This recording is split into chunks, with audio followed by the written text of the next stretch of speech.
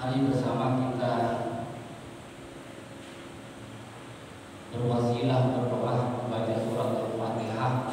Mudah-mudahan pertemuan kita majelis ini membawa ilmu yang manfaat kepada kita. Pesannya Kiai Naimun itu al-ilmu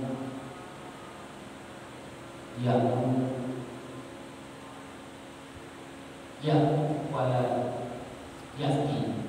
Ilmu itu harus dicari, bukan ilmu yang datang kepada kita. Maka kita hadir di sini dalam rangka mencari ilmu itu, tidak akan datang sendiri. Maka harus bersemangat menambah pengetahuan wawasan keislaman kita terkait dengan ilmu. Mari kita berdoa bersama. Ala hadiniyah lahumul Fatihah. A'udzubillahi minasyaitonirrajim. Bismillahirrahmanirrahim. Alhamdulillahirabbil alamin. Arrahmanirrahim. Maliki yaumiddin. Iyyaka na'budu wa iyyaka nasta'in. Ihdinas siratal mustaqim. Shiratal ladzina an'amta 'alaihim ghairil maghdubi 'alaihim waladdallin. Amin. 7 menit tidak lama, mudah-mudahan membawa keberkahan dan menambah ilmu kita semua. Panitia memberikan tema kepada kami tentang Ramadan dan kesalehan individu. Kemarin bagaimana fungsi Ramadan dalam rangka membakar dosa kita disampaikan oleh Al-Ustaz. Beliau sekarang mari kita kaitkan Ramadan dengan kesalehan sosial atau kesalehan individu. Jadi bulan Ramadan, ketika kita berpuasa Ramadan, diharapkan bahkan kalau dijalankan dengan sungguh-sungguh, ketika kita menjalankan puasa Ramadan, kita akan melepas ego kita. Kita yang tidak akan sombong, kita tidak akan angkuh lagi. Kita akan menyadari bahwa dengan melaksanakan puasa di bulan Ramadan, sehebat apapun diri kita, satu hari penuh tidak makan, kita akan lemas. Begitu juga keangkuhan yang ada di bulan Ramadan. Ketika kita puasa di bulan Ramadan, ternyata manusia itu sama saja. Termasuk kita yang sebelumnya merasa angkuh, banyak uang, banyak harta. Nah, ketika menjalankan puasa Ramadan, keangkuhan itu, kesombongan itu tidak ada.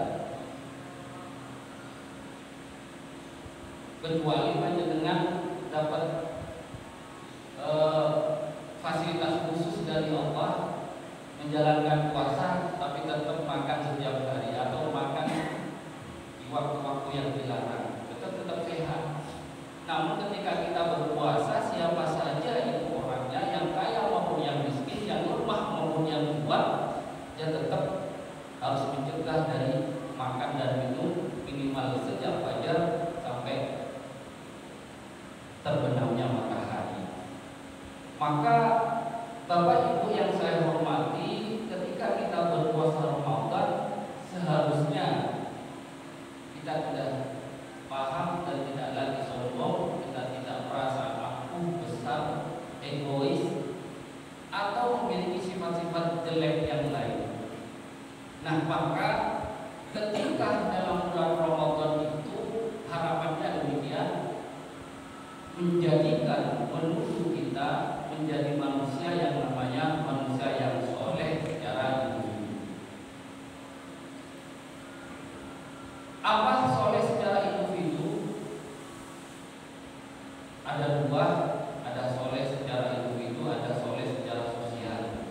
Soleh secara individu itu adalah dia punya sifat karakter yang baik yang saya sebutkan di awal.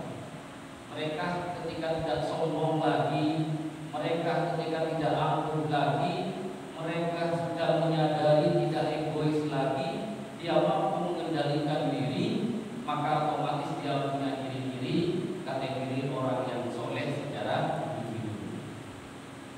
Itu hasil yang akan diharap, itu hasil yang akan diperoleh ketika berpuasa Ramadan.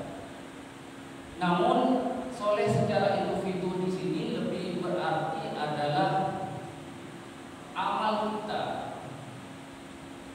amal yang sifatnya adalah hubungan kita kepada Allah Subhanahu wa taala, yaitu hablum minallah. Bagaimana dengan Ramadan menambah, tidak hanya menambah, merawat, tidak hanya merawat, bercita-cita menguatkan kita menjadi individu yang soleh. Tentu karena sifatnya individu adalah semua ibadah yang kaitannya dengan Allah Subhanahu wa taala, yang kita kenal dengan hablum minallah. Bapak Ibu yang saya hormati, hablum minallah itu seperti apa? Sholat yang kita lakukan selama ini, tarawih, tadarus, apalagi berzikir, baca Al-Quran. Harapan lagi ke depannya adalah memperbanyak bersedekah, memperbanyak membantu orang lain.